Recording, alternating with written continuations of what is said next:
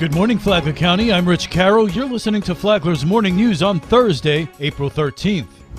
The sentence of the state of Florida versus Louis Bernard Gaskin was carried out at 6:15 p.m. The execution took place without incident. He was put to death for the 1989 murder of a couple in Flagler County. John Koch was witness to the execution. A man who committed several murders and other serious crimes was lawfully put to death Wednesday evening at the Florida State Prison in Stark. Louis B. Gaskin, in his last statement, said justice is not about the crime.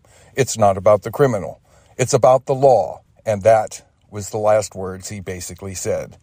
The process that killed Gaskin took about 13 minutes and was without incident. By 6:16 p.m., Gaskin was declared dead, and the announcement was made that the sentence of the state of Florida had been carried out. John Koch, Stark.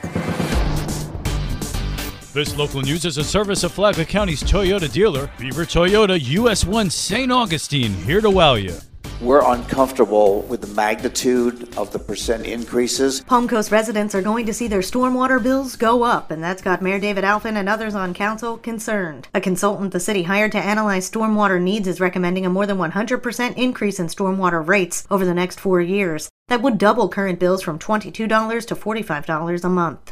Council members balked at the increase but appear poised to approve a lower rate increase or at least stretch the increases out over a period longer than 4 years. They also discussed that increased fees could be paired with a reduction in property taxes. Vice Mayor Ed Danko isn't in favor of the plan as presented. Nobody gets a 50% increase in their Social Security checks or their paychecks or the rate of return on their investments. This to me seems unacceptable, and I can't go along with this based on this amount unless somebody convinces me that we are going to be saving an awful lot of money during that period of time.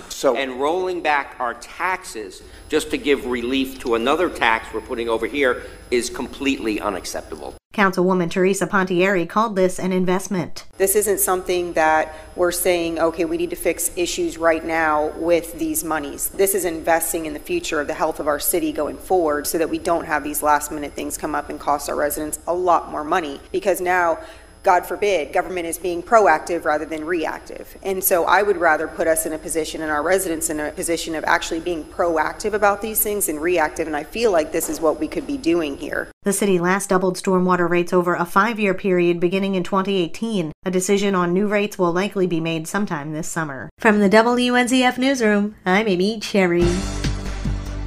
Florida's 7th District State Senator sponsors a bill promoting career and technical education for students in grades 6 through 12. Senator Travis Hudson says his bill provides support for more than just those seeking a college education. Making sure that there's parity for our students and the dollars going to the districts for those that are taking CTE courses that may not be college bound, but can do a lot of good work and get right into the job force. And in that bill, we coordinate with local job sectors, local school districts, regional consortia. But more importantly, in that bill, we put $100 million into a grant program for capital outlays. Hudson says his measure is alongside the recently passed bill in the House that was a priority of 7th District Representative and Speaker Paul Renner. Obviously, to echo what the speaker's saying, all the policies in the past have got us kind of skyrocketed on track to be number one in the nation in terms of student outcomes. And then with the future stuff that we're doing, I think it's just only going to enhance that. In terms of the budget, we're still working and negotiating in the education side of things.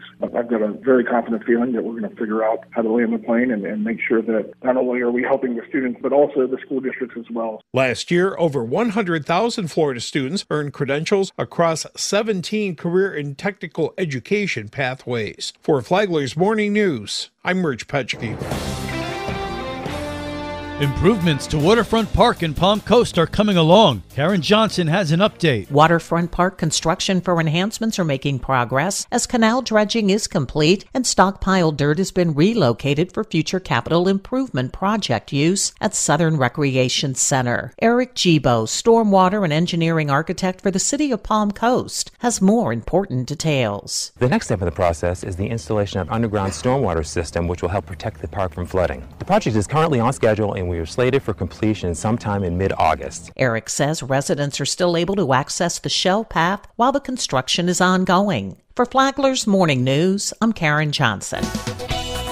And now you're up to date on Flagler's Morning News. I'm Rich Carroll.